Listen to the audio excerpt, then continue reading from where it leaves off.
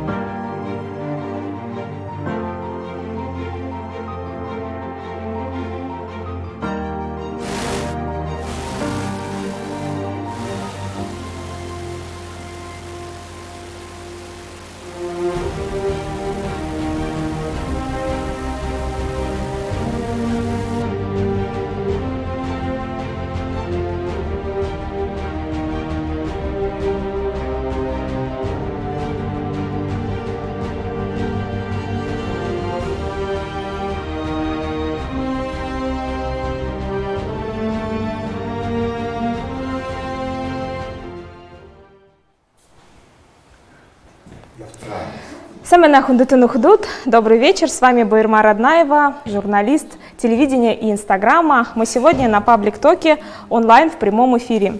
С 3 по 5 декабря Национальная библиотека проводит первый фестиваль «Байкальские чтения». В этом году он посвящен 95-летию Дамбы Жылсараева, автора слов гимна Бурятии. В эти дни пройдут очень интересные лекции, семинары, круглые столы, посвященные литературе Бурятии. Одно из этих событий – наш паблик-ток. Мы сегодня будем говорить о творчестве на бурятском языке в стенах Республиканской юношеской библиотеки. Наш эфир, кстати, идет параллельно на Ютубе, в Инстаграме и ВКонтакте страницы библиотеки. Подписывайтесь, там очень много интересного. Итак, участники нашего паблик-тока – это люди, которые как раз-таки творят на родном языке. Это Олег Юмов, режиссер-постановщик Бурятского академического театра драмы имени Цидамсараева. Вы наверняка слышали и смотрели постановку «Старик и море», проект «Хроники исчезающих деревень» или видели театральный сериал «Полковник пишет». Так вот, это все Олег Юмов. Здрасте. Здрасте. Микрофон, да? Здрасте. Юлия Будаева, автор известных песен «Басаганэ Дун», «Нарымни», «Бурядни». Юлия пишет песни для звезд нашей эстрады со школьных лет, лауреат конкурсов и премий. Самена. Самена.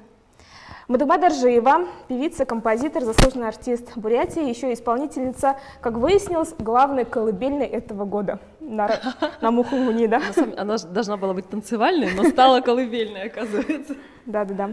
Ганди Галсангемын, музыкант, вокалист, автор песен, один из первых, кто спел известную монгольскую песню «Миниаф Доучин», Адоучин, и она стала очень популярной у нас в Бурятии. Самая навалтар. Алагу Егоров, композитор, певец, аранжировщик. Всем привет. Итак, сегодня мы обсудим такие темы, как насколько творчество на бурятском языке может быть востребованным, с какими сложностями чаще всего сталкиваются наши герои, и чего не хватает для большего охвата успеха проектов. Прямо во время эфира мы ответим на ваши вопросы, так что пишите активнее. У нас есть 1,5 часа, и я надеюсь, они очень будут интересные и насыщенные. Итак, дорогие друзья, первый вопрос, первая такая тема для обсуждения. Я как человек, который вот в бурятской этой теме уже 7 лет работаю, заметила такую тенденцию, когда, допустим, я где-то появляюсь, все резко начинают бурететь, вспоминают бурятские слова, начинают там сэмбана и так далее, там, как правильно, как это будет по-бурятски и так далее. Вы замечаете такое вот какое-то изменение вокруг себя? Расскажите, пожалуйста. Со мной всегда так. Все становятся бурятами. А как это проявляется, что начинает говорить? Это потому, что я, наверное, самый не русскоговорящий. Я до сих пор с акцентом говорю.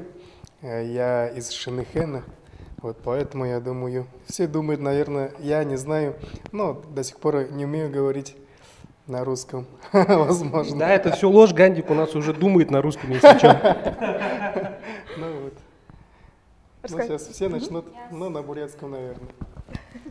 Я такого никогда с собой не замечала. Такого не было? Нет, такого не было. Ну, правда, те, кто хоть немножко знаком с тем, чем я иногда занимаюсь, они там сразу спрашивают, а есть новые песни? Видимо, их давно не было. Олег, пожалуйста, есть такое или нет, вы наблюдали? Ну, если среди знакомых или тех людей, которые, допустим, меня знают, они, наверное, начинают не бурететь, а сангалеть, как бы, да? Так, что это такое? Ну, они начинают говорить со мной на моем диалекте, на сангольском диалекте. Потом те, которые ближе знают, там, допустим, знают, что я жил долгое время в Монголии, ярячте, там, тыгечте, ингечте, там начинается там уже монгольская тема. Потом я как-то учился в первом интернате, ну, когда интернатских видишь, там, ну, это уже степень общения, с кем ты общаешься и так далее. Например, интернатских увидишь, автоматически переходишь на бурятский язык. Ну, там уже как бы амикошонство, амикошонство и так далее, вот. Ну, своя какая-то тема, да, и так далее, вот. И сейчас на данный момент у меня просто очень много диалектов, просто в голове смешалось там. И я что заметил, когда ты в районы приезжаешь, начинаешь подстраиваться под их диалект. Как-то вот этот. В прошлом году там просто был очень большой проект «Хроники исчезающих деревень», где мы документалку снимали, где-то 11 деревень объездили, да.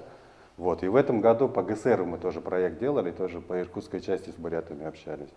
Ну и там заметил, что и съемочная группа, все, которые были, начинают там так подстраиваться. Ну, этим, наверное, и клево язык, его полифония, вот, как бы, ну, мое мнение. Алагуй, есть? Нет. Все ясно, лаконично. Нет, тут, конечно, некорректное сравнение, типа вы все равно ведете ДНЗ и так далее, все знают, вы по телевизору каждый день, а мы как бы появляемся, нет, там у кого-то в сторисах, в Инстаграме и так далее. А если вот просто как бы абстрагировать от этого всего вопроса, то как бы мы с детства в интернете всегда, когда человека увидим, говорили «Сэмбэна», и нам это как бы как рефлекс безусловно привязали, и в общем мы так и разговариваем теперь все время. Я вот на территории интернета оказываю все «Сэмбэна», неважно, русские, буряты и так далее. Но на сегодняшний день у меня в жизни, я вообще везде говорю всем «Сэмбэна», «Байрте». Я считаю, что каждый человек у нас в Бурятии, неважно, русский, бурят, там, узбек и так далее, таджик, все равно как бы, даже как в форме шутки или в форме какого-то такого, скажем так, отношения, лояльности к тому, что мы находимся в Бурятии все-таки, всегда поддерживают меня, и все говорят «Сэмбэна» или «БРТ». Хотя бы эти два слова, я считаю, что ну, как минимум каждый должен знать в Бурятии. Все. Отлично. Да. Я хочу отметить ресторан «Тенгиз» и лобби-бар, в частности, в Байкал-Плазе. Я знаю, что его директор Дарима Геннадьевна Матханова, она строго-настрого указала своему персоналу со всеми здороваться и прощаться только на бурятском языке. Ну, то есть максимально переходить на бурятский язык. И очень приятно, вроде бы заходишь в Байкал-Плазу, в лобби-бар, ну, очень часто же там мы назначаем встречи, и сразу бармен говорит «Сэмбэна», «Байрте». Прямо так приятно вообще. Ну, наверное, это на сегодня это единственное. Да, обязательно сходите. На сегодняшний день я думаю, что это единственное заведение. Единственное заведение, где вот так делают. И я вот, у кого есть, может быть, призываю, у кого есть, ну, там, рестораны, кафе, магазины, кстати. Не, свой персонал вот так вот обучать, чтобы все-таки вот таким образом популяризировать, распространять. Не, как бы просто я, на самом деле, вот это мой опыт, и мне каждый раз я удивляюсь, на самом деле. Да.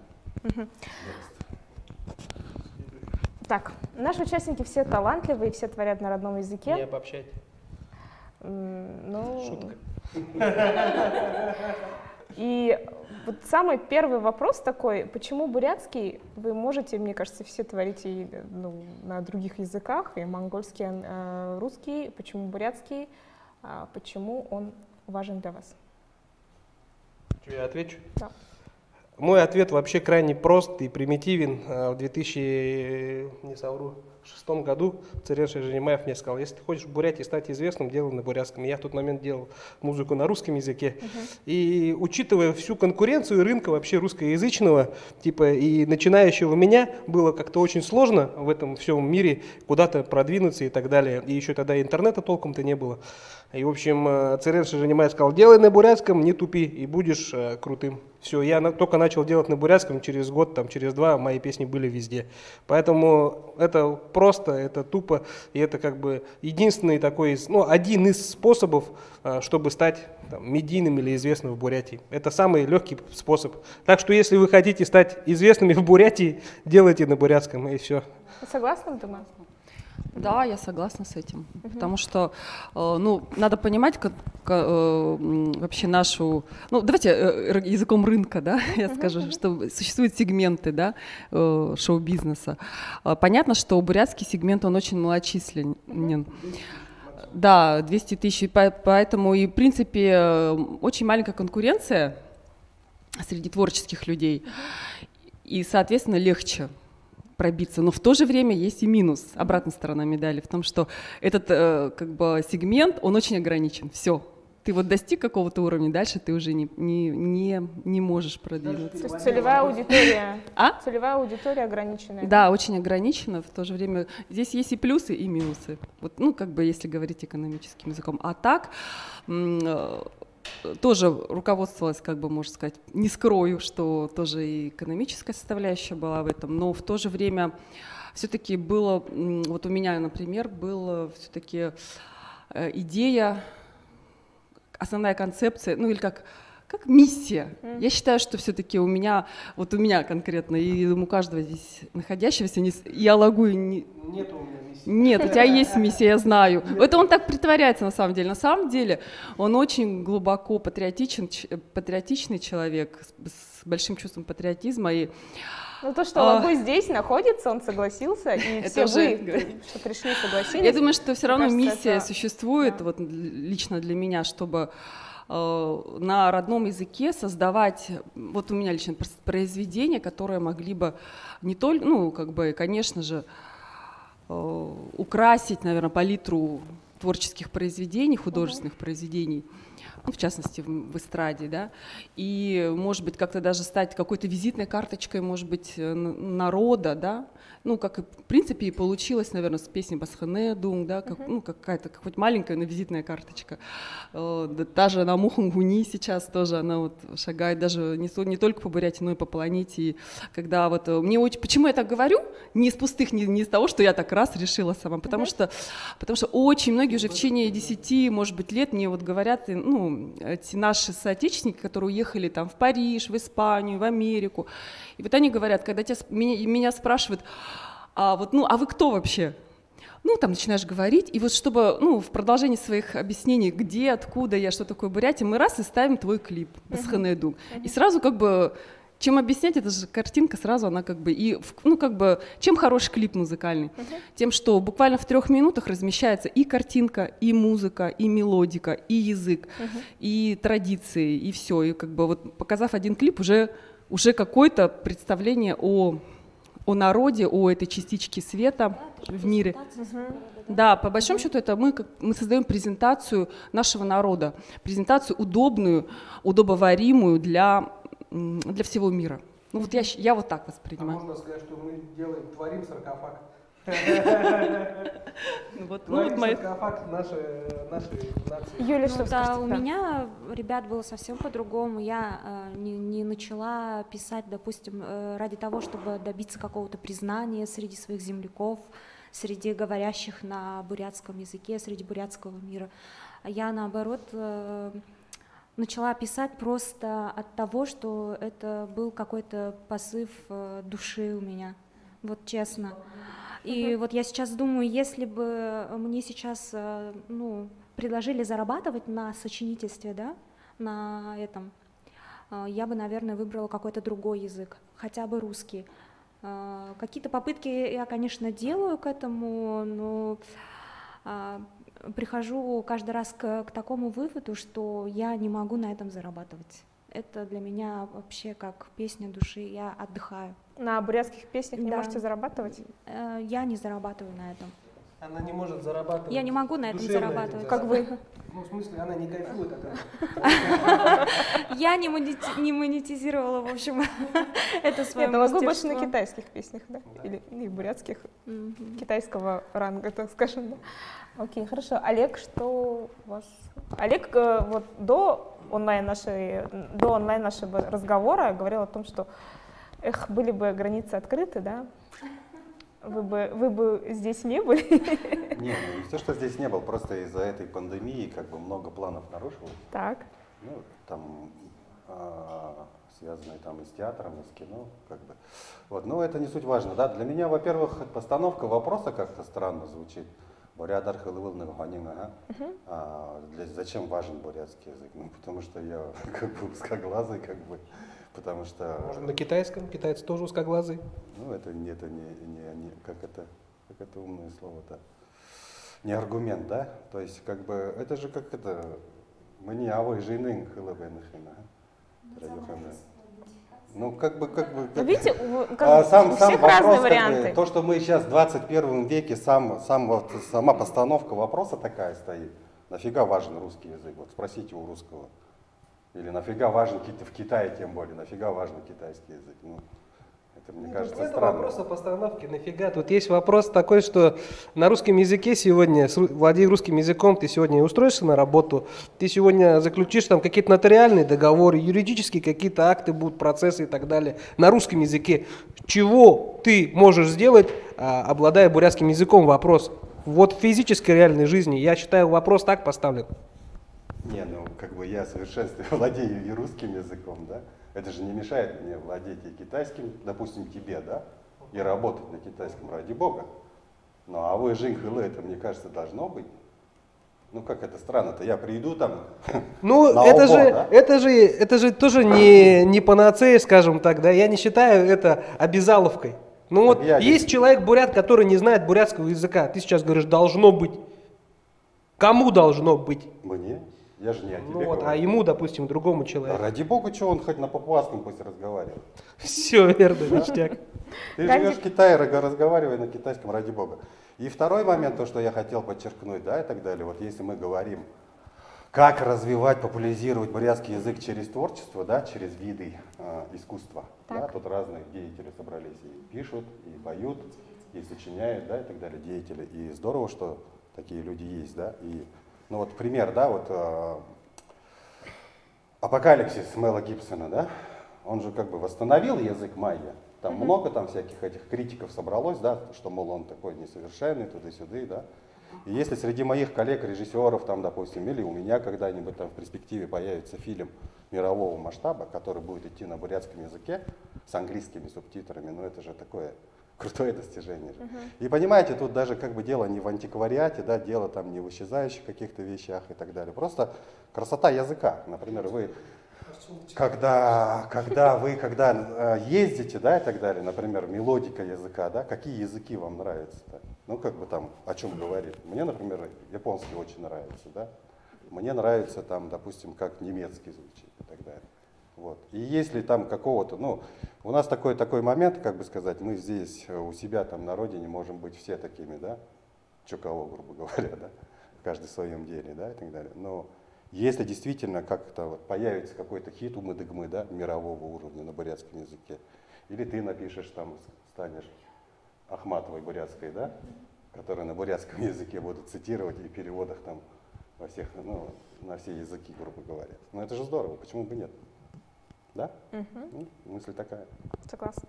Гандик, проще ли сейчас, если вот наши да, друзья говорили о том, что на бурятском тогда было проще, ну, там, конкурентов меньше и так далее, то сейчас как?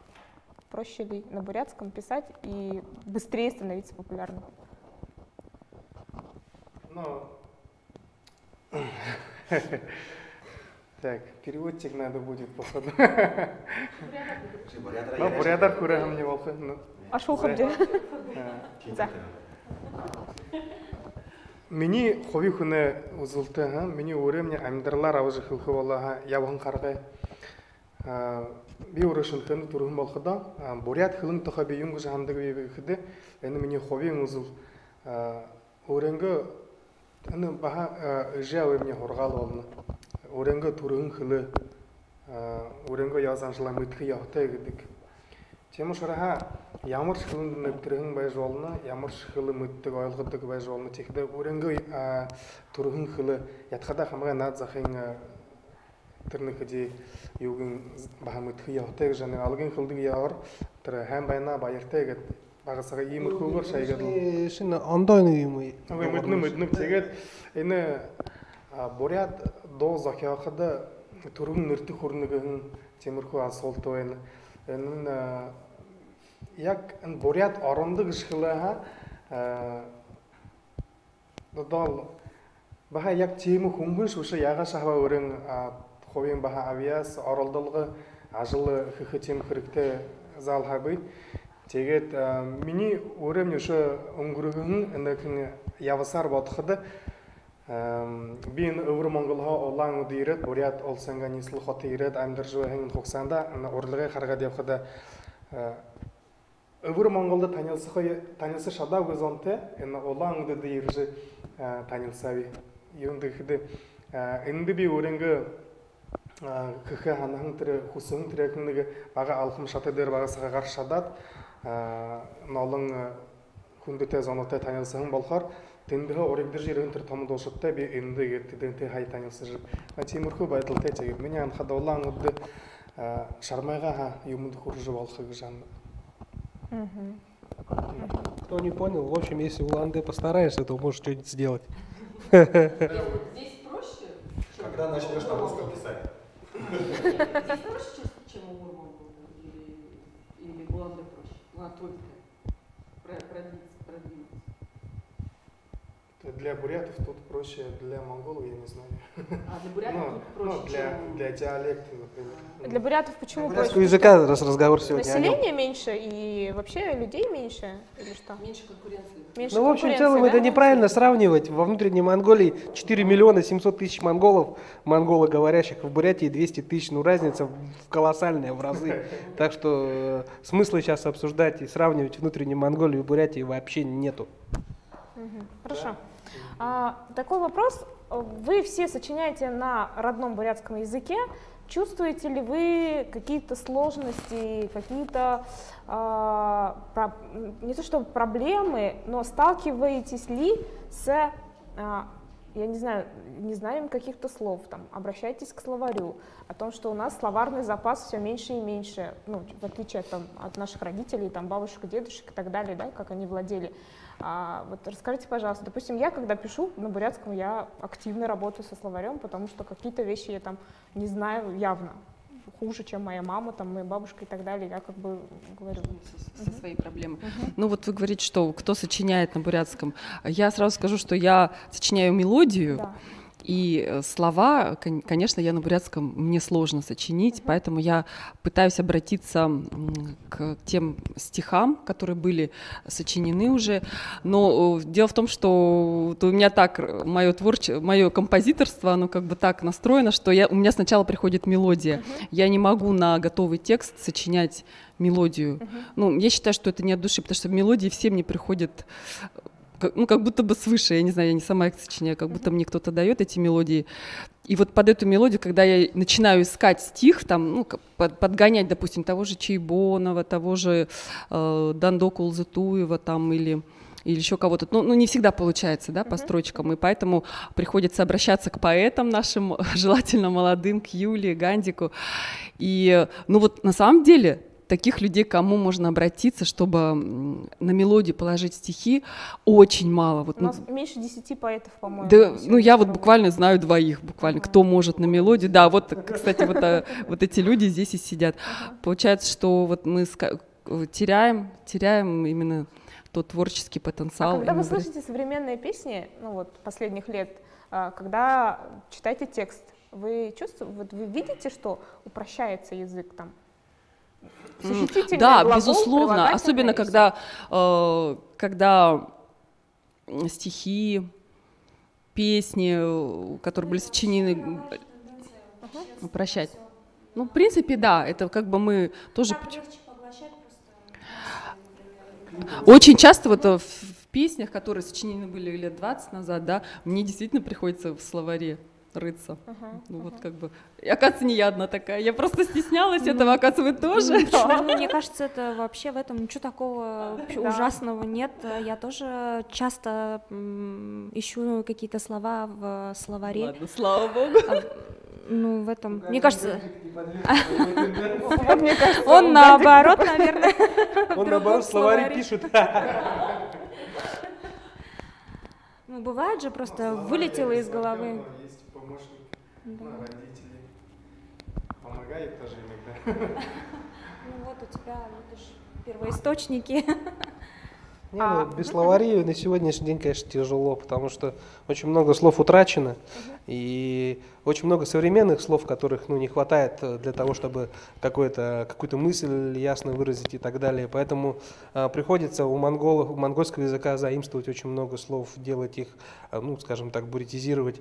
Очень много слов, как бы, то есть я, допустим, вообще с детства не разговаривал по-бурятски, то есть у нас дома никто не разговаривал по-бурятски, и только после интерната бурятского появились в голове какие-то правила, как вот там, какое за каким словом придет там, как склонять, как спрягать и так далее. Все эти падежи, 7 падежей бурятским, если никто не знал.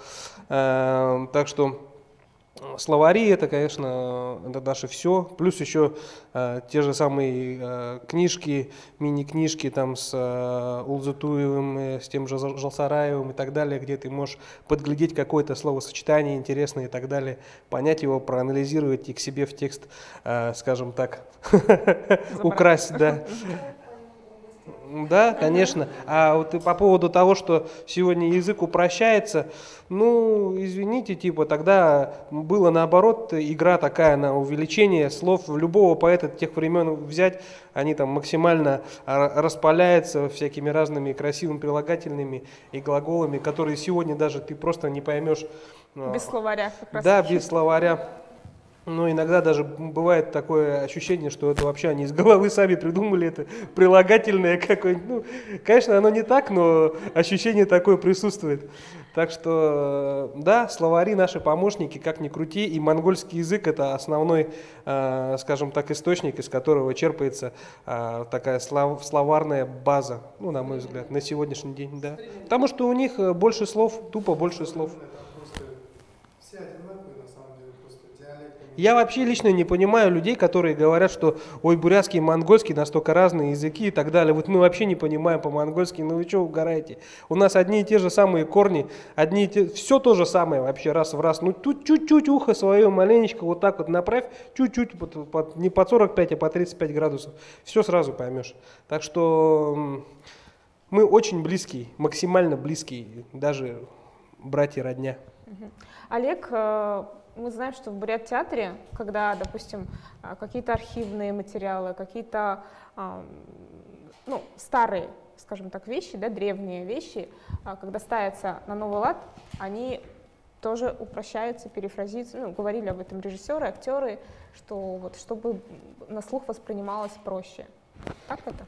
Ну, я немножко, может быть, резко скажу, это не имеет отношения там, конкретно к данному театру, да, и так далее. Вообще просто я не сочиняю на бурятском языке, я просто работаю с текстами бурятскими, с разными диалектами и так далее. Для меня самая сложная работа была, это когда я работал над эпосом Шона Батор и ГСР, ну, все 9 ветвей, да. Как-то было время, когда мы делали мультфильм по третьей ветви ГСР, борьба ГСР с демоном Арханом. Но это там, ну там без словаря, ты, конечно, не обойдешься, там расшифровываешь. Расшифровываешь не просто буквы, да, и так далее, слова, а расшифровываешь смыслы, то есть как бы и как это перевести и сделать доступным. Ну в этом есть свой азарт кайфовый, вот.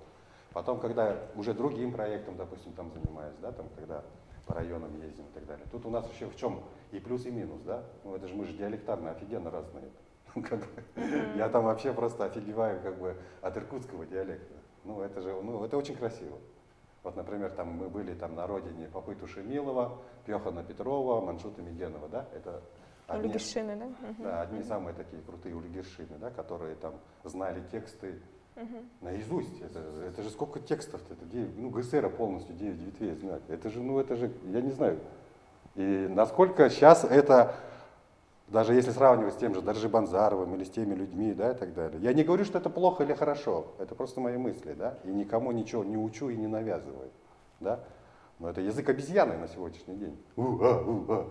Это же так получается. Биошо, яба, ерей. Биошо, яба, ерей, диле, сада, унта. Чихэ, тыгэ, да, это как новое слово лагу. И отсюда-то и отношения, да, и так далее, как сказать. Ну, это не мои слова, но я это выражение вот очень сильно запомнил. Язык обезьяны. А чем ты от обезьяны отличаешься на уровне гласных? И так далее. Это обидно, с одной стороны, то, что вот это. Я понимаю, что государствообразующая нация здесь, да, ну, в Российской Федерации, в России живем, да, и так далее, но все-таки как бы. Вот я часто ездил на фестивали национальных литератур, которые проходили в Новгороде, в Новосибирске, в Москве, да, и так далее. И там со всей России приезжают национальности. И так, как бы сказать, я даже сам не знаю, вроде бы как бы, ну, по географии нормальные оценки были, да, и так далее, но я даже сам не знал, что так много языков. И таких классных языков. И вот тогда просто там человек 100 собирается, да, на этих фестивалях. Каждый свои атрибутики, кто как может и так далее. Есть исчезающие прям языки. Всем эрзям, шумбрат. Вот. Ну вот это сейчас, как бы сказать, я уйду немножко там в другую область. Ну, был вопрос о словарях. да, и так далее. Естественно, мы работаем, и, естественно, как-то хочется, чтобы везде в творчестве не было три притопа, три прихлопа, да?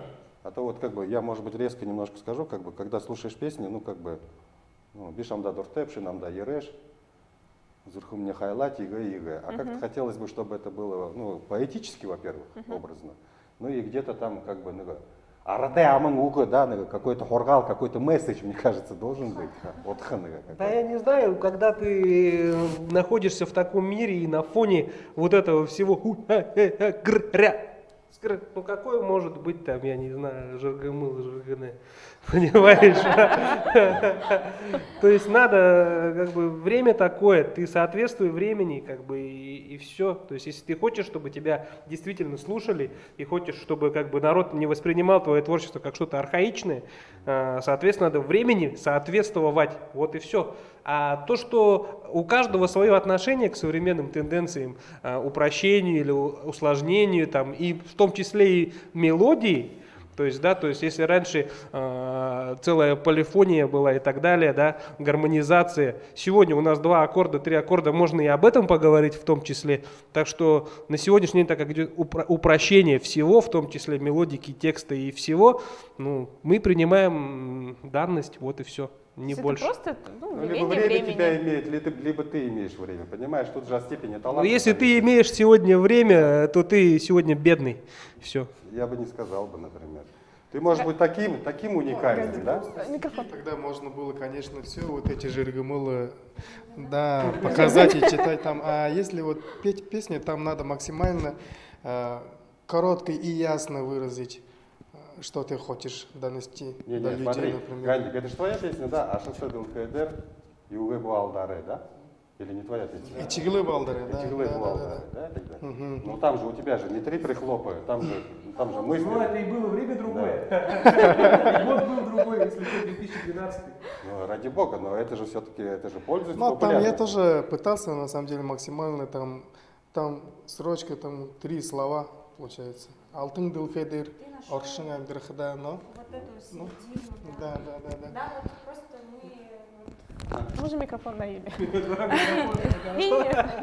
Просто вот мы действительно вот во время всепоглощающего вот этого маскульта живем, когда действительно все упрощается, и язык в том числе, ну как явление, да? Подождите. Подождите, не теряйте сознание, я договорю. Просто вот я считаю, что место имеет все, и очень простые на обезьяньем языке, они тоже кому-то, ну, доставляют определенное, да, удовольствие. Да. И должны быть обязательно и произведения, которых действительно есть... Чуть больше, чем... у которых содержание превалирует над формой, так скажем, да, а не наоборот. И форма, и содержание просто на максимум. Ну, это как идеал, да, к которому мы все стремимся. А слушайте, песни вот 90-х, 2000-х, вот именно золотой поры нашей эстрады, там, допустим, там, Трушин, Дорон, Намжа, Удыше, вот они середина или они вот 3 прихлопа? Они то же самое, что и сейчас, мне кажется. Нет, что ли? Ну, как бы то же самое. Но они написаны все за 20-30 минут. Надо тоже тут не обобщать. Так. Есть разные авторы, есть разные песни, есть разные все. То есть есть там, грубо говоря, группа Уитен, у которой вот там 4 аккорда там, и 6 слов, да.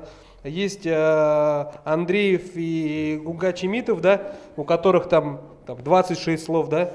И то есть и люди-то, они профессионалы. То есть тот же самый Андреев, тот же самый Манджигеев, это же профессионалы, это люди, которые учились там, именно Емпилов, да. Они же учились, да, консерватория, это совсем другое. Мы сегодня, вот я не образованный человек, я могу сразу сказать, но просто за опытом, да, за 15 лет опыта, как бы у меня есть какой-то вот бэкграунд, и что-то я могу соорудить, соединить. Но даже нас сегодняшних никак нельзя сравнивать с ними, с теми, потому что это классическая школа, это профессиональное образование, консерватория и так далее. Да, как бы они круче по всем позициям. Мы просто лохи, если что. Но то, что упрощается, это нормально. Ну и вообще-то для них песни это было не основное. Это они побочно так, ну, сочиняя оперы, симфонии и так далее. Раз они песнюшку так между делом написали, а в итоге-то получилось, что народ-то их даже знать не знает у Андреева, сколько симфоний, сколько опер. Вы знаете? Что у него есть там симфонические, инструментальные оперы, балеты и так далее. Мы же этого не знаем. И ну, на самом деле, конечно, здесь в данном случае нужно, как я как музыкант, профессиональный пианист, я говорю, что на самом деле у нас очень страдает как-то популяризация именно классики, бурятской национальной классики. Вообще практически ее нет, и да даже та, что, которая есть, которая формировалась благодаря, может быть, даже и советскому периоду, когда вот наши композиторы, тот же Андреев, Манджигеев, они специально по государственному заданию искались, выискивались, отправлялись в консерватории, здесь образовывались союзы композиторов и так далее. Это все же равно, это же была государственная политика, чтобы национальные культуры поднимать, чтобы создавались национальные произведения музыкальные. Госзадание было там, те же... Это мы плавно к вопросу финансирования. Да, к вопросу финансирования. И я считаю, что на сегодняшний момент мы, например, те же, у нас вообще очень слабо развита пропаганда именно классической музыки национальной. Ее практически нету, да. И получается в том, что Андреева мы знаем чисто по песням. Хотя, я говорю, песнюшки для него это были буквально так, между делом он писал. Вот. Слова песни. Ну, слова песни, я думаю, всегда они так и были, потому что мелодии есть же для того, чтобы донести эти смысл кому-то, да, потому что даже наша народная песня, там сколько слова, которые все знают, алтаргана, да, ара газырта, оргакша, асыбуха алтаргана, там каждый, 6 слов. Зато каких слов? Да. Я про это говорю. Не бишам да духте, бишам да хэпте. А вот те же самые 6 слов, но у них есть мысля. Ну, тут тоже дело в контексте слушателя. Тут дело в контексте слушателя, потому что тогда народ, наверное, понимал вот эти 6 слов. А на сегодняшний день наш народ, основная масса, не понимает даже этих 6 слов. Зато они понимают бишамда, дуратеп. И проще им вот эту донести мысль, и хотя бы они будут чувствовать какое-то удовлетворение, что они на бурятском что-то поняли вообще. А тем более это касается малоговорящих на бурятском языке. О, я что-то понял, я понял бишамда, дуратеп. Круто, я бурят. Даже русские так в Бурятии думают, о, я понял вот эти слова, я бурят. Нет, что ли? Да, так оно и есть. Ну тут либо, как бы сказать, тут, наверное, творческий путь каждого чувака, да, кто-то там, кто творчеством неким занимается, да, либо ты подстраиваешься под аудиторию, либо диктуешь свои какие-то правила. Тут кто какие задачи ставит, понимаешь, об этом речь. Если, допустим, Мадыгма сделает хит очень глубокими какими-то кайфовыми текстами, да, и у человека, послушав ее и пронзились, прослезились, что называется, и человека возникнет потребность, понимаешь, потребность узнать, о чем она там поет, понимаешь? Вот я о чем говорю. Вы не помните, вот я древний человек в советское время, да, вели анкеты, переписывали иностранные песни.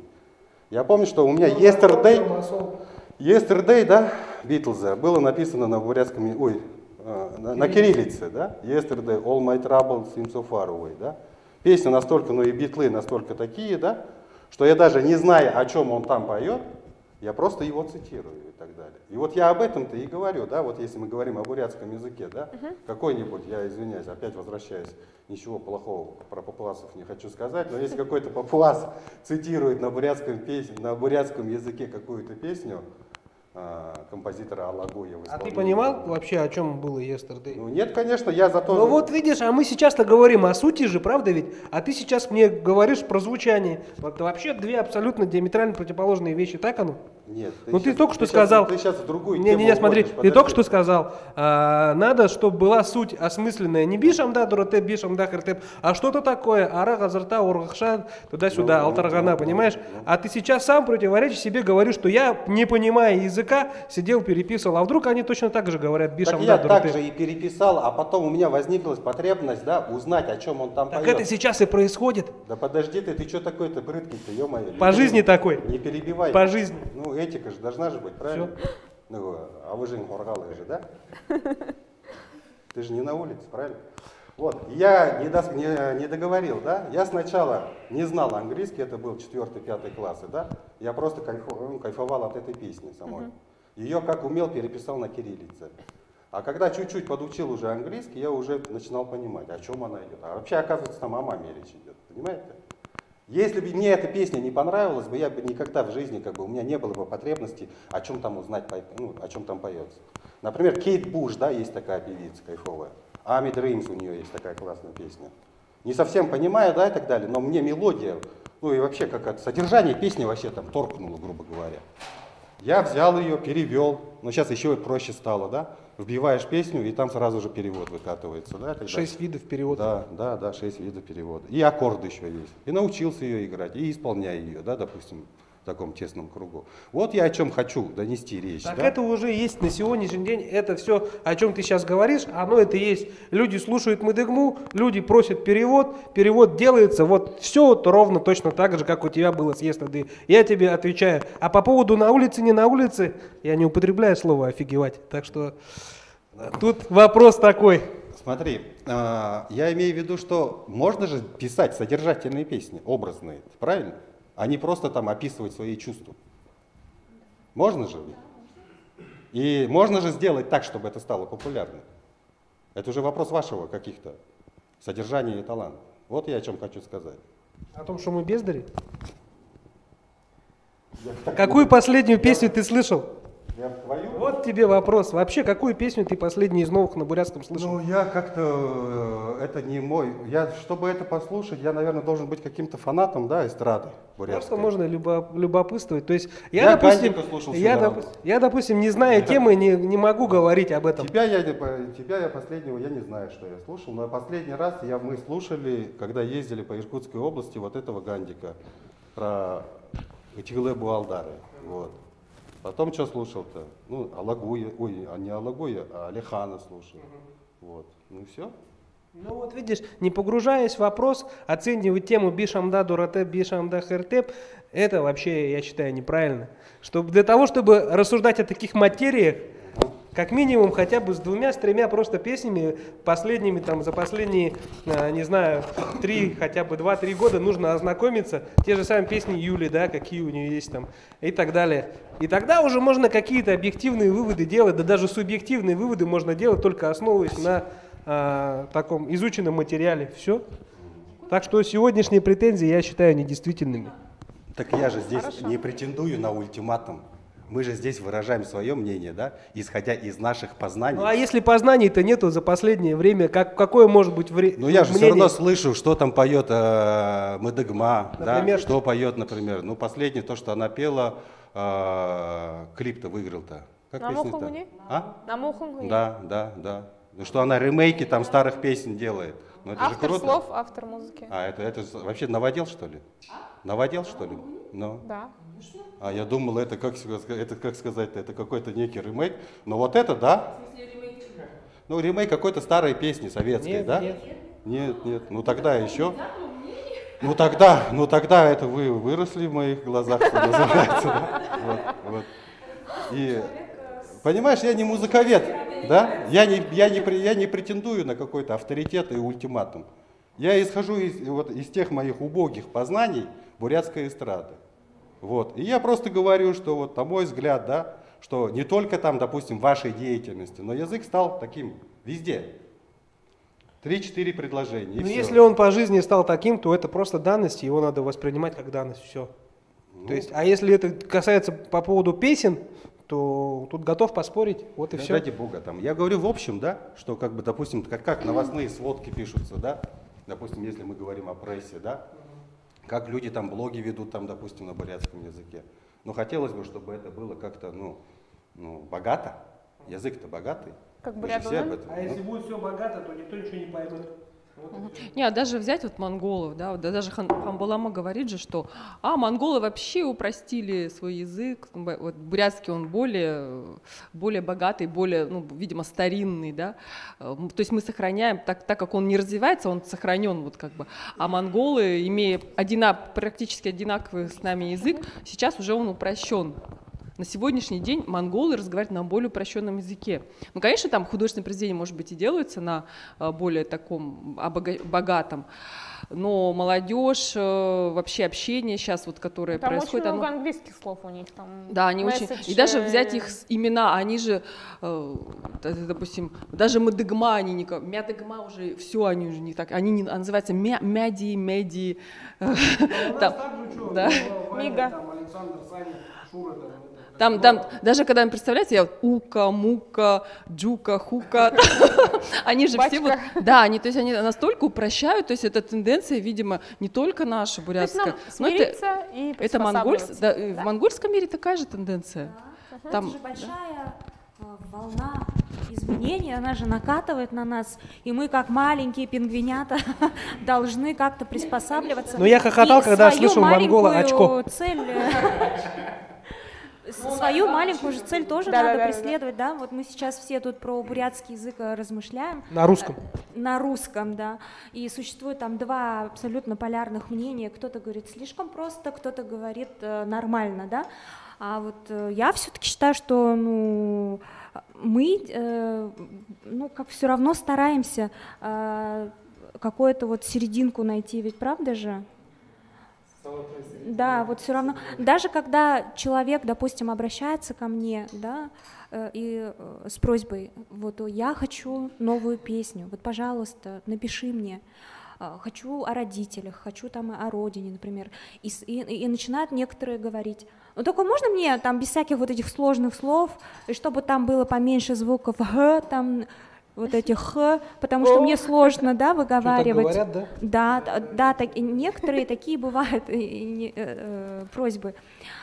Можно, вот, пожалуйста, без вообще... Объяснять человеку, это же язык, и вот эта буква г, это о, это же неотъемлемая часть этого языка. Я, конечно, постараюсь, да, вот максимально... Но чувства будут не те. Да, но все равно прям на что-то, на очень супер примитивное не надо рассчитывать, потому что, примитивизму мы тоже не стремимся здесь. На мухунгу, ни, г, у, там самые ненавистные буквы социальных сетей, мне кажется. Вас, кстати, не коробит, когда вместо у написано вместо о. Мне кажется, это многие от безысходности или пишут. Уже вы как-то махнули? Потому что, Да. Не позволяет. Вы знаете, я бы, знаете, открыла бы, наверное, вот такой маленько в другое русло наш разговор. Вот меня, знаете, маленько удручает эмоциональная составляющая бурятского творчества, например, эстрадного, да, песенного, скажем, да. Вот очень удручает, что у нас вообще эмоции, которые выражены в песнях, да, законсервированы в песнях, они буквально две темы. Это родина и любовь. Даже не любовь, любовь к маме, даже к родителям и к родине. Почему-то тему, это, видимо, наше стеснение, может быть, да, заложенная традиция, что мы не можем, как, допустим, раскрытые эмоции. Даже я не говорю русские песни. Они тоже, кстати, в русских песнях тоже. Нет, кальянный рэп сейчас, который популярный, там про страдания, про эти все, ты меня бросила, ушла, пришла. Я даже не говорю, даже я считаю, что русская эстрада тоже бедна темами. Вот взять английские песни, да, какие там любовь, может быть, миллион там интерпретаций эмоциональных там каких-то оттенков, да, которые освещаются. А вот почему у нас в бурятских песнях так, что вот только у нас признаются песни о любви к родине, либо к родителям. Все. Когда там про любовь уже, ямыр, жиктейм. Почему мы не можем так? Это на самом деле... напишите песню про что? Не так, и действительно не так, что я тебя люблю, я тебя хочу, да, а что-то такое, вы знаете, вот какие-то темы такие, что как-то у нас действительно, я согласна в данном случае, я согласна с Олегом тем, что беднота эмоциональная, может быть, тех переживаний эмоциональных, которые мы заключаем в песне. Вот, может быть, нам действительно порыться в своих чувствах. Там. Бывает же разная любовь даже, это миллион оттенков любви, да? Взаимная, невзаимная, она брошена или он брошен, да? Либо почему у нас в песне нет, что он меня бросил, я найду в себе силы и пойду дальше. У нас есть такая песня? Или, конечно, да? миллион таких песен. Ну нет, я... Просто у вас как бы колористика все не так, и оранжевый и красным называем. Ну, то есть, Не, а где миллион вот... оттенков в разных песнях есть. Не знаю, что-то я... Вот сколько слушаю вот песни, да? Ну вот я считаю, что в этом плане, да, нам надо поработать, подумать, порыться. Ну да, конечно, мы не можем перешагнуть через те традиции, наверное, что мы, допустим, бурятская женщина никогда не должна плакать, да? Так же. Только не из-за мужчины. Не то, что да, вот видишь, опять-таки жанры, да. Не, а почему? А вот я хочу, например, исполнять песни, которые вот отражают, женщину 40-летнюю, например, да? Какие у нее переживания у 40-летней женщины, да? Кризис среднего возраста. Ну, например, да. Вот хотел... Вот мы, мне кажется, мы должны... Лукавит. Мы в 2008 делали одну песню, называется «Мане яган дуран». Так что оттенки уже увеличиваются. Ну да, это не получило же распространение. Просто люди даже не поняли вот этот оттенок в этом цвете. Кстати. И все, это же было про нашу розовую. А сейчас, мне кажется, самое время. Давайте. Ну, видишь, у нас же все это... Слушайте, тема Что интересная. Я засмущала. Не, дело тут не в Мадыгме, дело тут не в Мадыгме. Да, дело не в Мадыгме. Было тату, которые пели там про лесби отношения и так далее. Я на самом деле реальный жесткий противник всех вот этих вещей. И я вообще ненавижу окна Авертона, когда тебе издалека навязывают какую-то такую идею, которая потом становится обыденностью в твоей жизни, что-то типа Сергея Зверева в депутаты и так далее. Да, это реальные окна Авертона. Так что это мы вот давно... Я все имею против.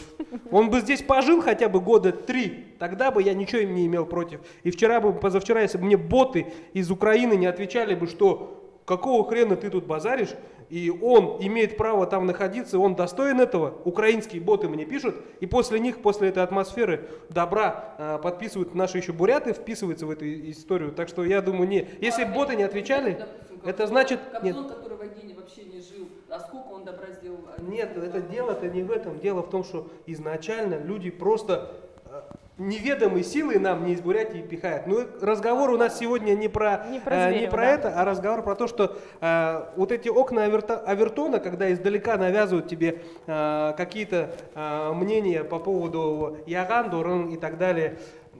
Я, конечно, противник, но мы все эти цвета делали в музыке уже. И с Чингисом Хандажаповым делали. Просто общество тогда было совсем не готово, а может быть оно только сейчас, да, это... Не, я не имею в виду даже вот эти темы, да, вот как бы вот такие... То есть разнообразия не хватает. Вот именно разнообразие, вот именно эмоциональной окраски, вот. Может, и на сцене тоже не хватает этого же разнообразия. У нас только улигеры, эпосы и литература советского периода, нет? Ну, не знаю, в театре так достаточно раскрывают все-таки разные темы. А все-таки потому что, может быть, понимаете еще что, мы вот сейчас, конечно, вот мы этого как не имеем. У нас, получается, бурятская эстрада, она развивалась по закону, по требованию бурятских свадеб. А там, естественно, нужна тема сначала про родителей, про родину, а потом что-нибудь танцевальное, все. Про район и все. И как бы мы были, вот кто пытался, например, вот песни, которые люди, вот народ знает, да, которые а сколько у меня песен, которые они не свадебные, и поэтому их вообще никто не знает, потому что мне просто их негде исполнять. Вот и люди знают, потому что я постоянно, мне говорят, басханедунгспэ, это когда после тоста родителей,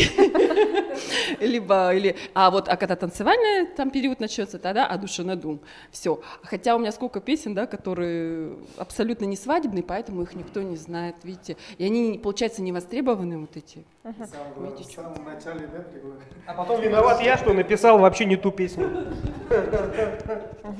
Вопрос такой о востребованности творчества на бурятском, насколько готовы платить, насколько готовы приглашать, насколько готовы смотреть, читать, слушать на бурятском вот, аудитория, общество, спонсоры, власти, я не знаю, вот как вы чувствуете? Вот в том-то и дело, что как бы мы ни пытались, ну понятно, что у всех есть дети, нужно растить детей и так далее.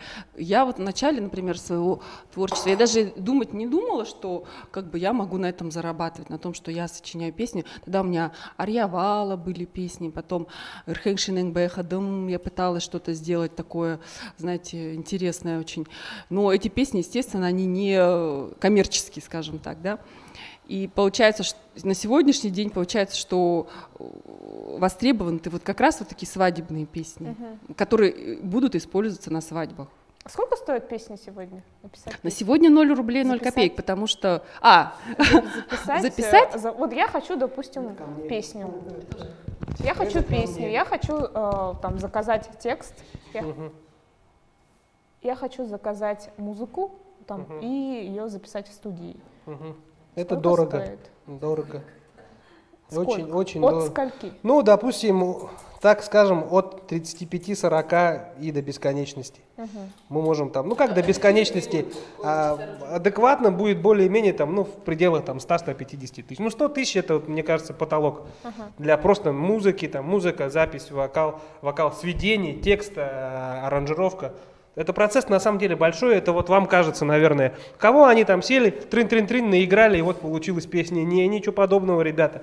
15 лет просто так тоже не проходит опыта, это глубокий процесс, и вот вы чем занимаетесь, сами вспомните, и что ваша работа не заключается вот на самой видной части айсберга, а под ней есть еще целая огромная глыба, и вот в музыке, и во всем, и в каждой детали, в отдельной профессии от музыки существует вот эта вот глыба самая, которая под водой находится. То же самое сведение, то же самое аранжировка и так далее. Это реально очень большой трудоемкий процесс, который занимает не 5, не 10 минут, и даже не день, и не 2, и не 3. В общем, ну если ты хочешь сделать качественно, а если ты хочешь на синтезаторе сыграть, добро пожаловать, 500 рублей. Все. Гандик, что спросить?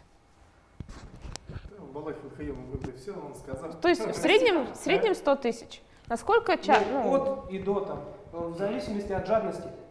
Ну и бывает ли такое, что вот, ну, на бурятском же, ну, там, а что так дорого, там, я не знаю, давайте там подешевле, или там взаимозачетом, я не знаю, вот какие-то такие вещи.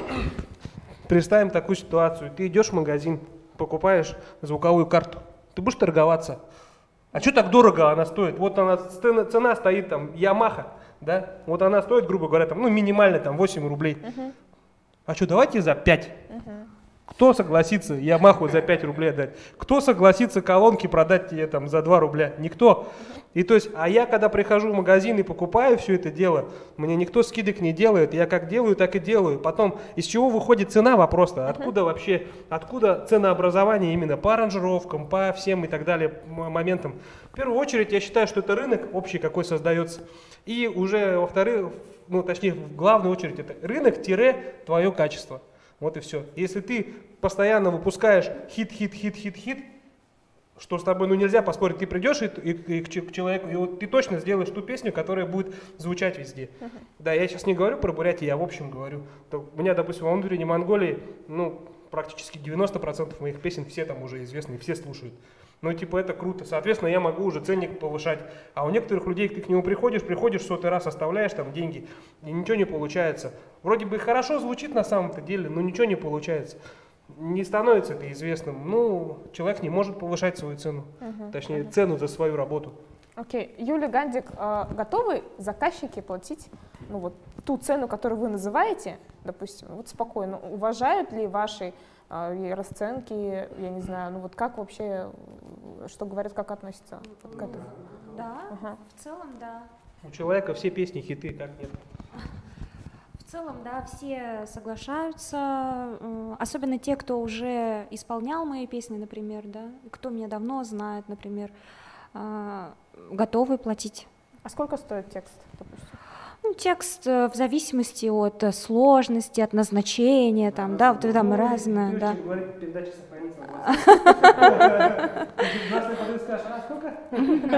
Тогда я не буду озвучивать. От скольки? Меню. Не говори. Да, давайте оставим вот одна песня, это сотка, Так. и туда входит и текст тоже, да. Окей, хорошо. А я хочу еще сказать, ну действительно, наверное, у многих нет понимания того, насколько все-таки аранжировки, это тексты, мелодика, создание вот всего вот этого, сведение, миксинг, мастеринг и так далее, запись бэк-вокала, насколько это все затратно, потому что постоянно, каждый ежедневно по несколько сообщений ко мне в директ приходит: отправь мне минусовку, даже не здравствуйте, не пожалуйста, можно ли? Вопроса нет, так не стоит. Отправьте-ка мне минусовку. Отправьте-ка мне минусовку. И вот я когда такое получаю, вот извините, когда вот я, ну ладно, переведу на более понятный для всех язык. Вот ты купила шкурки соболя, да? Каждую шкурку по какой-то цене. Все это сопоставила, отдала портному там, чтобы шила. Вот ты одела красивую шубу, ой, всем нравится. И кто-то подходит: а дай-ка я поношу. Вот, ну, вот это как бы то же самое, мы создаем каждую песню. Это еще более даже, может, трудоемкий процесс, чем сшить красивую шубу, да? Плюс-минус. Да, Почему нет? Я считаю, что это аналогичные тоже. Олег у нас Трудоемкий, если- заскучал. Олег, И включить, пожалуйста, я как будто это как беседу. в поп-культуру попал. Да, Вы сделали- что поделать мы? Сейчас закончу. И вот и знаете, и вот и я вот как вот вы спрашивали у Юли, насколько готовы платить. Да, те, кто уже это знает, что это затратно, да, что действительно, чтобы получить хорошую песню, вправо исполнять, нужно затратиться. Действительно, не только духовная твоя трата, эмоциональный там твой порыв, но плюс еще и деньгами ты должен как бы отблагодарить действительно тот душевный порыв, который совершает с тобой твой соавтор, да, вот, и вот я на белом месяце я поняла, что молодежь этого как бы не понимает и не знает. Я приглашала Юлю, помнишь, на круглый стол по белому месяцу, и я вот говорила: ребята, молодежи, чтобы вот, ну, на каверах, вот, да, ты покажешь свой голос, ты покажешь, что ты что-то умеешь, но все-таки, чтобы оставить свой след, чтобы заявить о себе, вы должны появиться со своей песней, с той песней, которая, даже на конкурсе «Белый месяц», чтобы тебя заметили, чтобы ты поняли, что ты индивидуальность. Нужно записать свою песню. Я пригласила Юлю, я пригласила аранжировщиков, композиторов, и представляете... Ты потому что в Китае был, я тебя хотела пригласить. И в итоге получилось так, что никто даже не соизволил, потому что им показалось: ой, а что так дорого, все хотят халявы. Мне показалось так. Олег, вы делали проект, один из последних проектов, да, «Хроники исчезающих деревень», а вот подобные проекты, за них вот готовы платить? Я сейчас вообще не понимаю, мы там как бы гонорары наши обсуждаем или что обсуждаем? Нет, мы обсуждаем вот на бурятские проекты, востребованность бурятского языка, да, плюс финансовая составляющая. Насколько готовы за это платить, в том числе спонсоры, в том числе, я не знаю... Я спонсорами в этом случае не работал, это же проект РЦНТ. Они выиграли федеральный грант. Вот окей. Все, как бы. Окей. Об этом идет речь и так далее. Я просто имею в виду тут вопрос даже, наверное, к модераторам, да? Потому что здесь представители в большей степени поп-культуры, да? Или как это правильно назвать? А мы же говорим... Музыки, да? Мы же говорим о творчестве, да? Как через творчество можно развивать бурятский язык. Такова же тематика. Музыка — это самый приятный и быстрый момент. И я сейчас, как бы сказать, не против вас, да, и так далее, но просто хотелось бы вести разговор со стороны писателей, которые на амбразуре находятся. Ну, это только я их первый не вижу, паблик-ток. Мы можем... Потом, значит, там, допустим, там те же самые артисты, которые там с утра до ночи трудятся, там учат километровые тексты на бурятском языке и так далее. Вот. Художники тоже же могут выражаться, же, да? Там, на тему бурятской культуры и языка.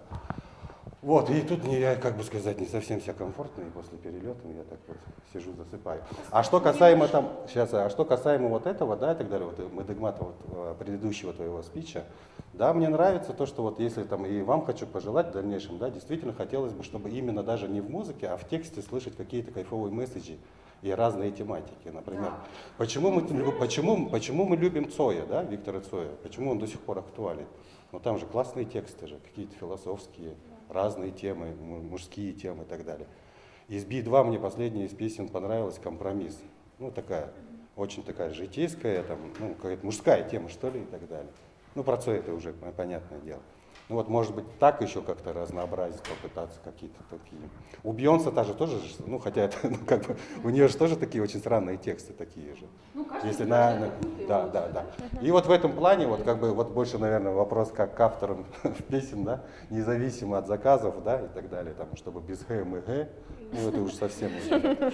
Да. Ну, чтобы были такие вот какие-то вот именно, ну, чтобы был момент поразмыслить, да, от песни, да, а не просто потанцевать там, поплакать как-то, да. Вот. Не, вот я как бы оправдаюсь немножко, почему все-таки в тему финансов ушли, потому что один из главных показателей востребованности это все-таки готовность финансировать, да, готовность платить за это. Ну, поэтому мы туда и ушли. Ладно, сори, больше.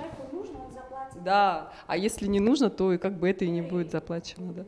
То есть на сегодняшний день нашей публике, то есть народу Бурятии, нужны песни о маме и о родине, и танцевальные.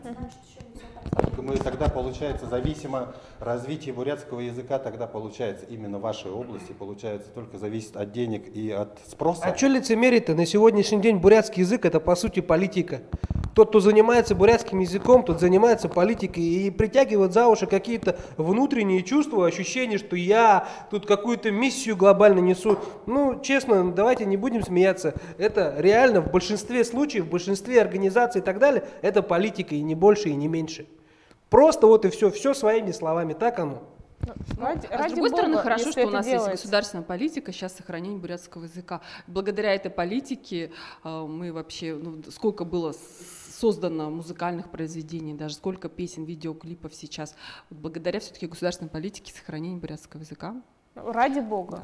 Если это помогает сохранять язык, ради бога, я хоть считаю, какие что угодно да. программы. Мы создаем сейчас вот на... Да, вот даже если сейчас представить, да, что, допустим, Спасибо Путину. Алагую перестали платить, допустим, да, ну вот за его работу, за его аранжировки. Нет, просто я не думаю, что Алагую ты возьмешь и просто перестанешь писать.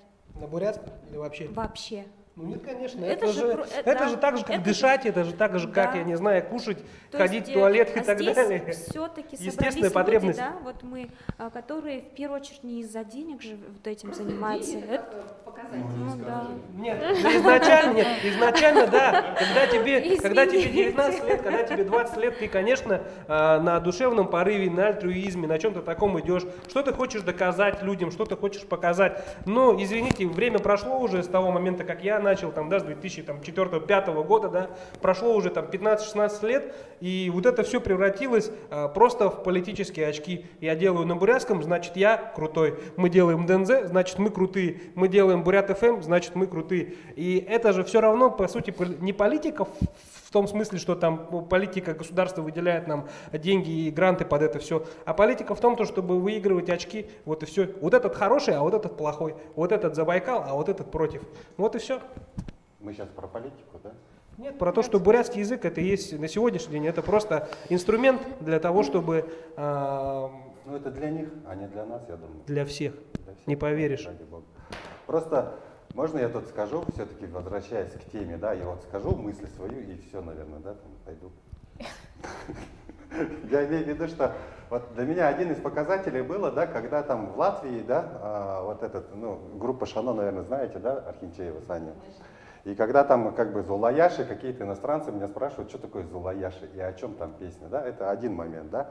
Потом, значит, когда вот мои, не скажу там друзья, но знакомые кавказцы спрашивают, вот этот, как его там, типа Хатхурзу, о чем там он там поет и так далее, да. Но это же момент какого-то популяризации не этих людей, а популяризации бурятского языка. Это же проникает, факт, да? Факт. Да. Например, там вот наша там всеми любимая Намгар будет завтра выступать в Новосибирске, да? А я в филармонии, какой-то белый фестиваль, да? Вот, и когда мне там звонят, я просто долгое время работал в Новосибирске, когда мне звонят тамошние люди и спрашивают, она же из ваших, давай там туда-сюда, как бы там нам пойти попасть, это же тоже здорово, да? Вот. И тут, как бы сказать, основной спич, мой месседж сегодняшнего толка, паблик-толка, я бы хотел сказать, если каждый в своем деле, действительно, потому что я не вижу другого развития, кроме через как искусство и творчество, развития и популяризацию бурятского языка. Да, 100%. Да, если, допустим, к примеру, да, наши мэтры, был какой-то такой вот конкурс, я не знаю, кто это делал, несколько лет тому назад был объявлен конкурс среди скульпторов сделать памятник бурятскому языку. Ну, вы вдумайтесь слова, да? Бурятский язык еще же есть, а ему хотят поставить памятник. Ну это же как бы, это же память о чем-то. Надо было, ну там просто вопрос формулировки.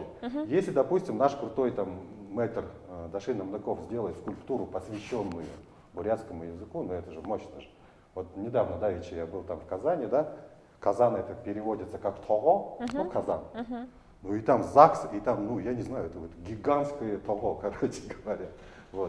Вот если какие-то такие, каждый в своем теме, да, и так далее, например, мне очень радостно, что студия там Недл, да, анимации, которая занимается там на бурятском языке, там в Америке какие-то фестивали берет, это тоже круто, вот, как бы сказать, да, то, что ты там бурятский язык как-то там развиваешь, двигаешь в Китае, а там ситуация тоже там среди наших братьев, да, не очень хорошая, да, я так понимаю. Вот. Но это же как бы, ну как бы, я сейчас не хочу про эту тему, грустную политику, какие программы, круглые столы там идут, я не знаю, что там происходит, но мне кажется, а как там, с мечами выходить, митинг видят, ну это как бы не дело, да?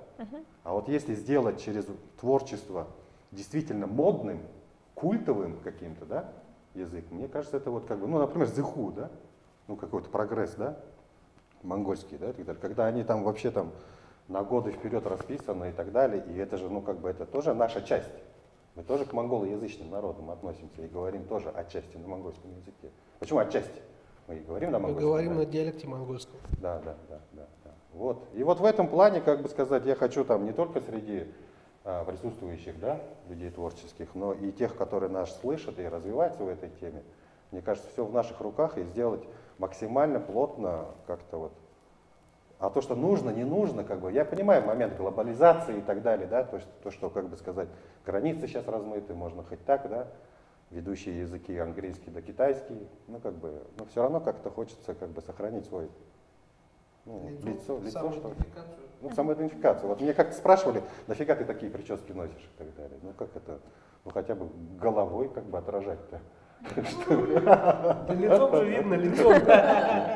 Но лицо оно такое пластичное, то ты там среди казахов казах, среди этих тот-то, среди тот-то, тот-то, да? Окей, а контент, талантливый контент решает. Да. И Решает. вот я бы там собирался бы вот так частенько, да, не только паблик толк, а уже делать конкретные мероприятия, да, и так далее. То есть как бы там, ну вот, допустим, я со своей колокольни могу что-то там добавить, вы там поможете там в каких-то проектах там по поводу музыкальной части, да, и так далее. Потому что здесь какие-то, ну вот, модное слово, коллаборации какие-то надо делать, я думаю. Окей, уже... а аудитория наша готова к новым?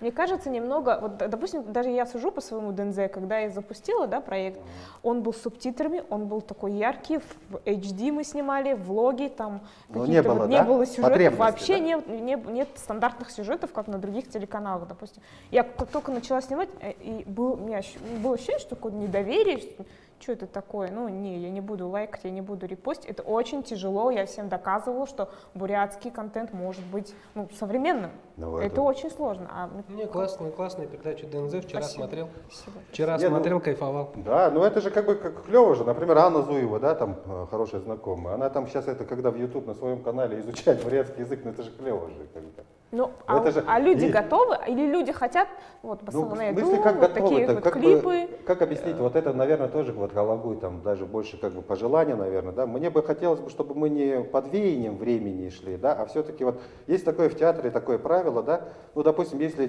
100 человек посмотрит спектакль и хоть одного там торкнуло, ну, это уже такая, да, награда, да, будем так говорить. И второй момент, то, что, как сказать-то, не идти на поводу у зрителя, есть такое тоже золотое правило. Если мы будем как бы так, как бы, ну, я не хочу как бы грубо говорить, но если мы будем, как бы, вот масса захотела, и я буду под это там... Не, ну я делала так, потому что я не хотела, как остальные делать, я и хотела ради бога там, и надо вот какую-то вот эту эксклюзивность делать. При этом народ немножко так это не готов вот воспринимать новые, вот те же самые, мне кажется, такие же песни там это же, как сказать, это же как гипноз, да, и так далее. Раз, два, три показали, на четвертый уже как все реклама, будут. да? Ну, как бы... Когда 25 раз увидишь, да, 25 раз. Окей. Ну вот и вот чтобы действительно не идти на поводу у народа, да, вот у потребностей, действительно на сегодня вот то, что программа государственно запущена, да, по поддержке творческих порывов по созданию национального контента на бурятском языке, я считаю, что эта программа должна продолжаться, должны поддерживаться творческие люди, потому что если не будет поддержки от государства и публика будет диктовать, там, мне нужно про родину, про ту деревню или там про только родителей, все, как больше я ничего не готов и готов там 3000 заплатить, да, то понятное дело, что за 100 тысяч, за 200 тысяч клипы мы не сможем снимать. Поэтому я считаю, хотелось бы, чтобы государственная программа не закрывалась, и все-таки мы имели возможность с помощью... Путину. Ну почему? Это же даже не Путин. Мадагма, вы недавно записали же видео, пост в Бурядар. Вы очень редко это делаете? Нет, про Наране Туя. Про Наране Туя. Какие ощущения? Ну, очень даже нормально. Все обрадовались пользователи? Ну да, в принципе, да. Хороший отклик был. А что у вас, вот вы, я знаю, что вы просто раньше не давали интервью на бурятском, допустим, отказывались. А что вас сподвигло, вот почему? Теперь Мадагма не стесняется. Да, меня Айлагу очень засетил. Да, я говорю на бурятском с акцентом, и вот меня вот действительно коробит, когда начинают... Поправлять? Да, говорят, ой, да лучше критика там, ой, да, акцент, но как бы... Для бурятского менталитета. Но как бы в общем и целом, хотя бы по простым человеческим моментам, это, конечно, не есть гуд. Если ты уж человека как бы недолюбливаешь за такие вещи, ну, хотя бы внутри себя держи, пожалуйста, по-братски. Но все-таки поработай над произношением.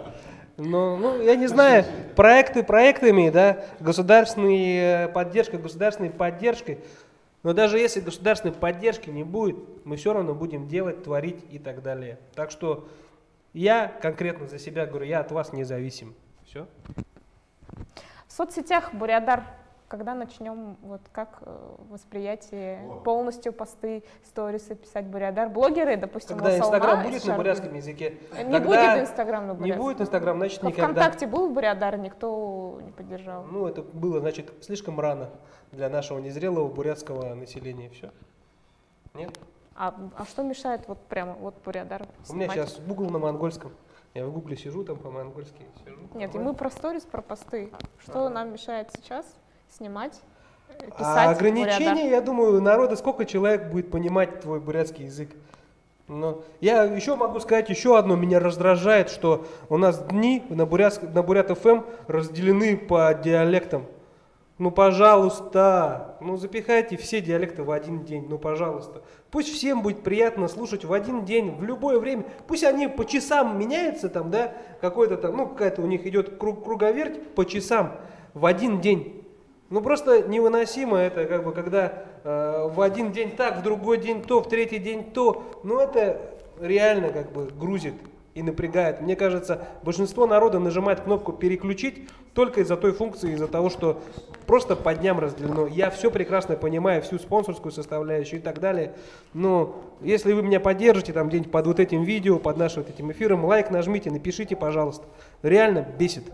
Кстати, вопрос от наших зрителей вот такой вот. Что нужно сейчас сделать ребятам, которым сейчас 12-15 лет, чтобы начали творить на бурятском, и через 10 лет у нас были новые Алагуи, новые Мадагма, новые Гандик, новые Юли, новые Юмов. Вот что сейчас им делать? Мы не повторим это раз. Пусть будут новые другие Балбары, Жамьяны, Жугдуры, Жамсараны, но Алагуем ты точно не станешь. Суть в том, что надо просто зайти на YouTube, посмотреть уроки бурятского Зуевой, выучить бурятский язык, купить или взять в библиотеке, в юношеской библиотеке, взять словари бурятского языка и так далее, и уже изучать вот это все в свою голову, это все запихивать как новый материал, потому что на сегодняшний день самое главное качество в человеке – это умение самообразовываться. Если ты смотришь YouTube и что-то понимаешь и делаешь какие-то выводы от этого, что-то у тебя остается в голове на уровне инстинкта, тогда ты красавчик. Если ты посмотрел YouTube и у тебя вылетел из другого уха, то тогда ты не красавчик. Вот и все. Для того, чтобы на бурятском языке делать и становиться кем-то, надо, во-первых, быть кем-то, во-вторых, очень много самообразовываться. Это самое важное качество для любого человека на сегодняшний день. Все. Гандик, можно? Два микрофона.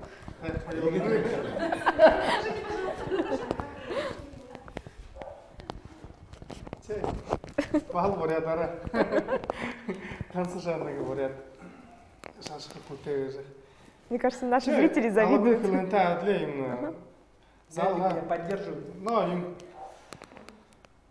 тархисога юм хэрэгтэй. Хэжижлэдара ягаха юм болохоо гэж хорховага яг үнэндээ яг тийм зөв асуулт биш юм гэхэд хоргох хэрэгтэй. Яг тэр ханаа зоваага. Тэгээ тэрхэндээ өөрийн зосон юм оруулах хэрэгтэй. Нэг юм хурж ойлгож өөртөө хадууж суглуулж зорилготой байх юм. Тиймэрхүү хамгийн гол нь тархисоо юм суглуулахын тулд тиймэрхүү нэг ажил явуулах хэрэгтэй гэж байна.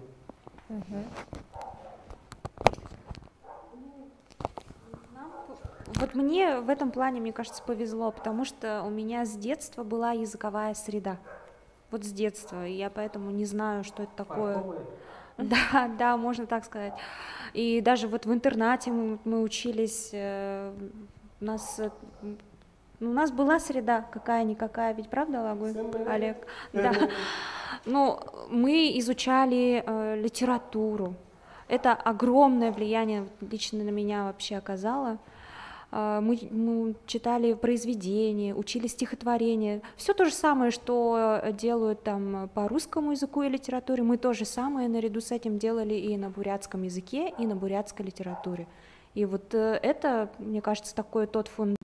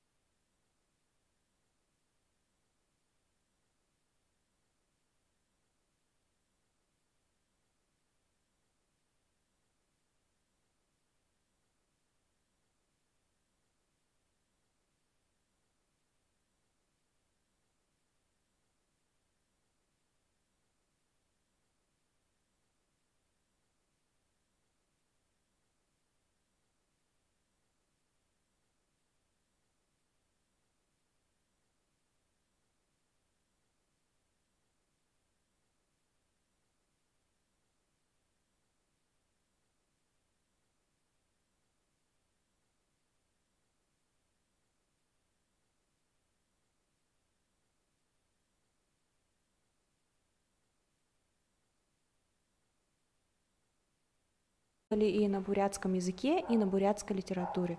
И вот это, мне кажется, такой тот фундамент, который вот мы... И расшариться по соцсетям, где могут все желающие посмотреть. В следующий раз, я думаю, мы можем встретиться и Бурядар Хорудахайо, и больше кругом, и вообще, и все к чему веду, у нас появляется новый телеканал «Бурят», где круглосуточное вещание, Бурядар, более там, почти 100%, новый телеканал, создает правительство. Создает правительство абсолютно новый телеканал, поэтому... Добро пожаловать. Я вообще хочу услышать прогноз погоды на бурятском языке.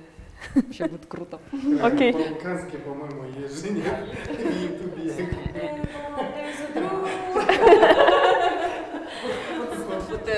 Ладно песни, ладно там театральные постановки, но вот это вот даже из обыденной жизни все должно быть реклама, реклама уже должна быть, прогноз погоды на бурятском, реклама на бурятском, вот если это будет вообще супер. Поэтому вот добро пожаловать, я как главный редактор будущий телеканала, пожалуйста.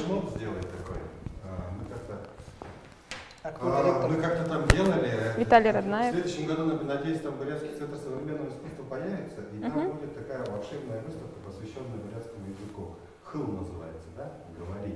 Вот. И если вы там, мне поэтессы больше интересуют, контактами обменяемся, да?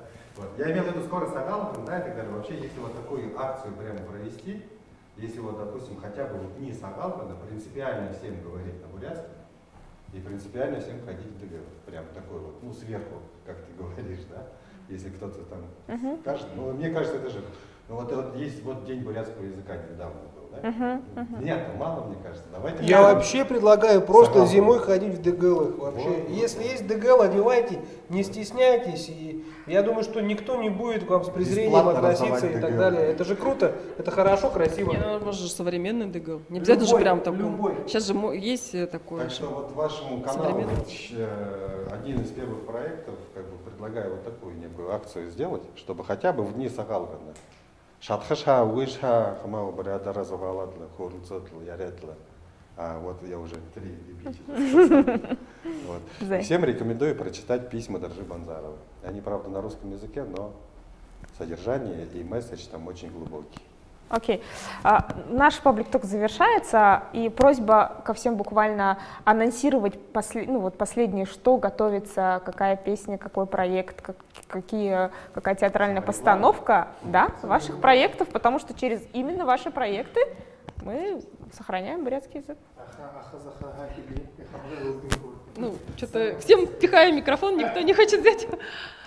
Я вот как и затронула тему, что мне не нравится маленько, что у нас ограниченность тем и эмоциональных эмоциональных окрасок бурятской поп-музыки, поэтому я вот хочу как раз я нахожусь в окружении тех, с кем мы создаем новые произведения, новые песни.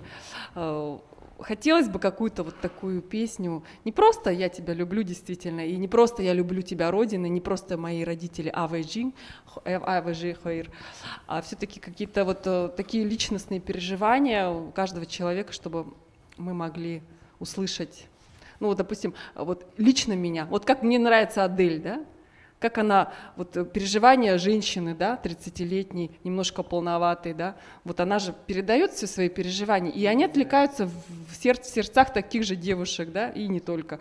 Вот что-то такое я бы хотела сочинить на бурятском языке, я думаю, меня поддержат женщины 40-летние. Конкретное, что готовится, есть уже конкретная песня? Мои года. Да, типа такого, «Мои года». Да, конкретно я вот хочу такую песню. Okay. Я уже вижу клип даже. Я не буду пока раскрывать, как с краски. И я надеюсь на государственную программу, потому что все знают, что мы сейчас не артисты, вообще никак не зарабатываем. Ни свадеб, ни ничего. Вот, приходится как-то что-то даже хотя бы, чтобы купить еду ребенку и так далее. Вот, и поэтому я надеюсь все-таки на государственную программу, которая может поддержать. И Путин красавчик. Что готовится, Алагуй, у вас? У меня каждый день просто готовится все. Я не знаю, я не могу одним словом сказать, я вот завтра выпускаю такую песню. У меня куча всего готовится, и мне маленько, чуть-чуть вообще вот настолько обидно, что не указывают вообще люди просто вообще никак.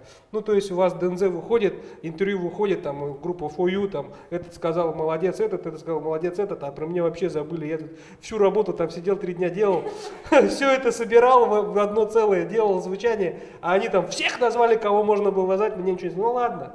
Смотрите вы, я вас запоминаю. Когда вас запоминаю, я в дальнейшем в таких моментах я либо цены поднимаю, либо вообще не работаю. А в общем и целом по проектам очень много всего. Даже вот, как Мадема говорил, по поддержке бурятского языка в этом году был выделен бюджет на создание 6 песен, клипов полностью. Вот.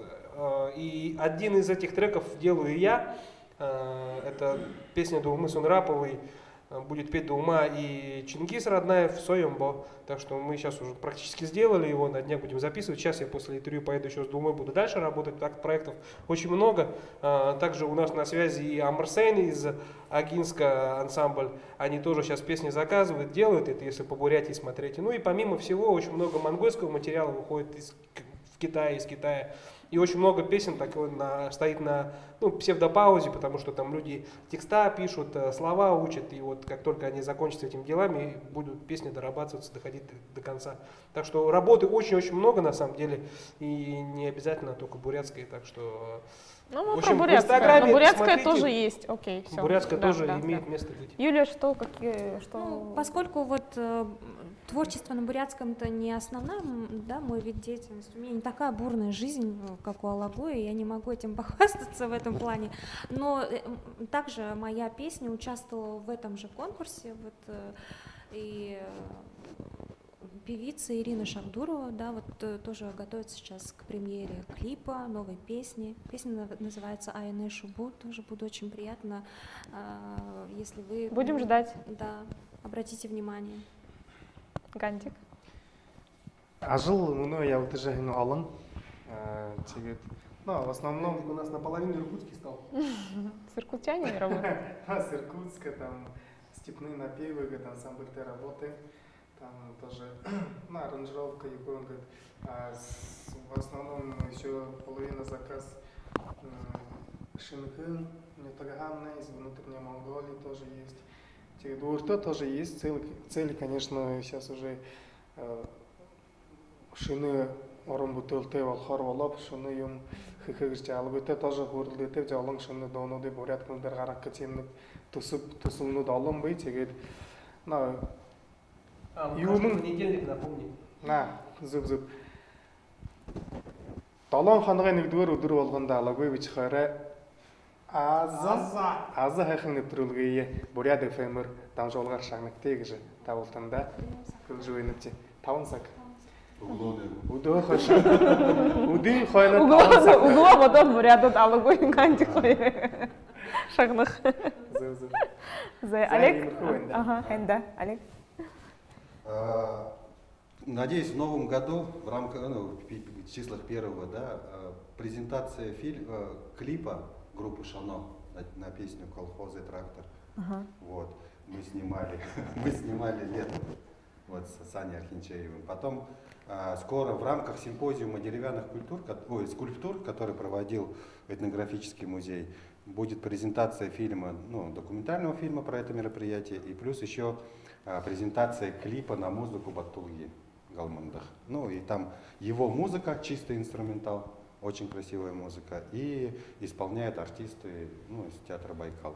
Там такая, сочетание таких деревянных масок, скульптур, такая коллаборация, короче, такая кайфовая будет. Вот. Потом что еще-то? И главное событие, лично для меня, да, которому я отдал очень много сил, это презентация документального фильма про Доржи Банзарова. Большая экспедиция была от Питера до Казани и так далее. Вот. И спектакль, собственно говоря, тоже Доржо называется. На сартульском диалекте, кстати, потому что он был сартулом. Вот. Пока так. Классно. У меня скоро выйдет видеоклип о моей малой родине, о Зугмаре. Песня на бурятском языке, песню уже знают, в принципе, о Зугмаре, но вот мы снимали очень долго клип, и он очень красивый, мне кажется, получился. И я всем, когда он выйдет, пожалуйста, залайкайте его. Да, репост. Ну,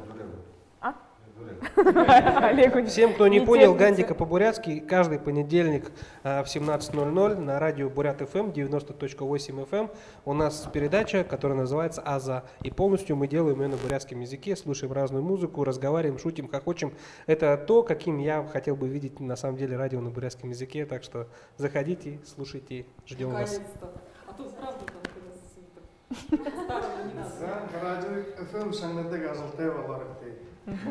из первых дней Сагалгана, с февраля, смотрите новый бурятский телеканал, первый национальный, где весь контент будет бурядар, общими усилиями, с помощью вас, я очень надеюсь, поддержите контентом, творческими идеями, советом, всем-всем-всем, чтобы все буряты объединились, и это была площадка, на которой вот включил и Зырхым уверенно, вот прямо, чтобы очень хочется. Мне и АТВ нравится, АТВ красавчики. То да, согласна. Спасибо большое. Спасибо. Так, за сторис гыжлаганда бурядардык сторис быше зуеза. За их ундытын ухыт, мане турушинке паблик ток дурбы. Залушылы наме сангай YouTube каналдары, мане сыхыдам жылға харахар арғаты байнет. Тимку? Байтей.